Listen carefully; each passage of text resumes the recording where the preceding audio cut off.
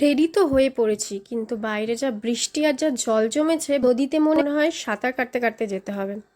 তোমরা দেখো কত জল জমেছে রাস্তায়। নৈহাটির অবস্থা খুব খারাপ ছিল, শুধু নৈহাটি নয়, অনেক জায়গাতেই বৃষ্টির কারণে জল জমে আছে। তো ডেটটা ছিল 2রা আগস্ট, আর আমি বেরিয়ে পড়েছিলাম আমার কাজের উদ্দেশ্যে। হাই, আমি মেকআপ আর্টিস্ট পূজা। তো আমার লোকেশন আজকে ছিল কাঁচরাপাড়ার বাগমোড় বা হালিশহরও বলতে পারো। তো আমরা যথারীতি বেরিয়ে তো পড়ি, কিন্তু এতই জল জমেছিল রাস্তায়, আমাদের অটো ঠিক মতন মানে চলতে পারছিল না। তো আমরা ট্রেন ধরেছিলাম, ট্রেনে করে আমরা কাঁচরাপাড়া এসে নামি, দেন সেখান থেকে বাগমোড় যাচ্ছিলাম। আর আজকে লোকেশনটা আমাদের একটু ভেতর দিকে ছিল, কিন্তু খুব ভয় হচ্ছিল। মানে পুরো আকাশ মেঘলা, চারিপাশ মেঘলা ছিল। তো যথারীতি আমি আমার লোকেশানে পৌঁছে যাই। আমার সাথে আজকে ছিল আমার বোন স্নেহা। তো আমরা দুজনে মিলে টোটো ধরি, টোটো ধরে সেখানে আসি। আর ব্রাইডের বাড়িতে আমি পৌঁছে যাই। এবার ব্রাইড কি বলছে তোমরা শুনে নাও একবার। আমাকে হালকার মধ্যে করে, বেশি হেভি। ওই স্কিনের কালার যদি ঠিকঠাক থাকে, একদম সাদা সাদা যেন না লাগে। সাদা সাদানো না লাগে, আচ্ছা ঠিক আছে। আর আই মেকআপ? আর মেকআপ কিন্তু আমাদের করে দেবো। আচ্ছা, তোমার ড্রেসের কালার মেরুন, তাই তো? আচ্ছা ঠিক আছে।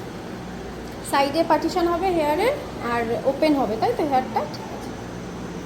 তো যথারীতি তার পছন্দ মতন কাজটি আমি শুরু করি। আমি চেষ্টা করেছি তার মনের মতন করার জন্য। তার আইব্রো প্লাক তো করা ছিল, কিন্তু আইব্রোর মিডিল পার্টটা ও রাখতে চাইছিল না, মানে ব্রাইড রাখতে চাইছিল না। তো দ্যাটস ওয়াই আমাকে ওঠাতে হয় ওটা। আর একটা ভালো বেস আমি তাকে দিই, যাতে তাকে অনেক বেশি ওভার না লাগে। সে বলেইছিল যেন ফেস আমার বেশি সাদা না লাগে, যেন মানানসই লাগে।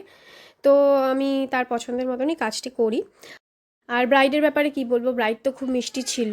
আর তার সাথে সাথে ব্রাইডের বাড়ির লোকজনও খুব ভালো ছিল। আমাদের কাজ করতে কোনো রকম কোনো অসুবিধা হয়নি, বরঞ্চ আমাদের বলছিল যে এত তাড়াতাড়ি কেন, আরেকটু লেটে লেটে কাজ করো। তো যাই হোক, ফাইনাল লুক দেখো হয়ে এসছে। তো জুয়েলারি পরানো হচ্ছিল, আর এটা হচ্ছে ওর ফাইনাল লুক।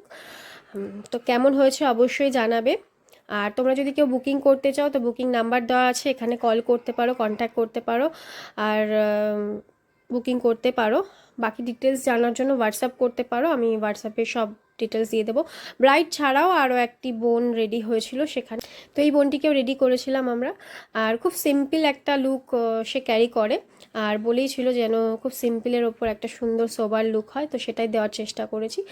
তো যথারীতি তাদের সবার খুব পছন্দ হয় লুকগুলো।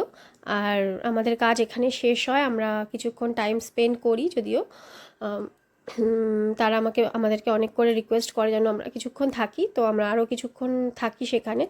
আর প্রত্যেকের বিহেভিয়ার বলেইছিলাম খুব ভালো, বোঝাই যায়নি যে অন্য কারোর বাড়িতে গেছি, মনে হচ্ছে পুরো নিজেদের লোক।